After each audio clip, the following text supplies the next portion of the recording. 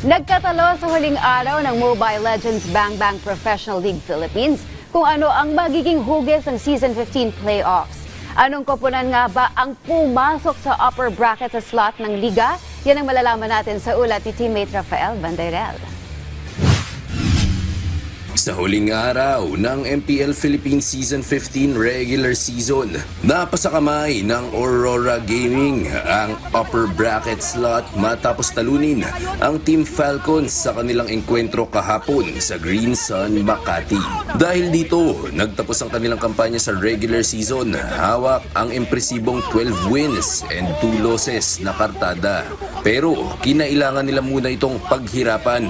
Nasungkit kasi ng Team Falcons ang Game 1 bago gumawa ng comeback sa pamamagitan ng reverse sweep ang Northern Lights. Sa Game 3, kinumpleto nila ang come from behind victory sa likod ng matinding performance ni XP laner Edward Dapadap. Halos nagpapasalamat pa si head coach Amiel Master the Basics Giandani sa Falcons para umano sa pagpapatikim sa kanila ng matinding hamon bago nagsimula ang MPL Philippines Season 15 playoffs. Baga, kaya nga na sinabi ko before, itong week 8 talaga yung test kung gaano kami ka-ready sa playoffs. Siguro thankful pa nga ako kasi grabe yung ginawa ng Falcon sa amin sa game 1. Then nakapag-adjust kami. So parang na rin siya. Preparation na rin talaga siya sa playoffs kasi hindi naman sa lahat ng magkakataon mananalo ka ng game 1 sa playoffs. Mahaba yung series. So yun nga, buti lahat ng players pa rin, composed pa rin kahit natalo kami ng game 1. Kaya maganda yung naging comeback namin. Sa kabila ng kanilang dominanting season, naniniwala ang kanilang roamer na si Renny J. Barcase na may mga bagay pa na kailangan nilang puliduhin bago magsimula ang postseason.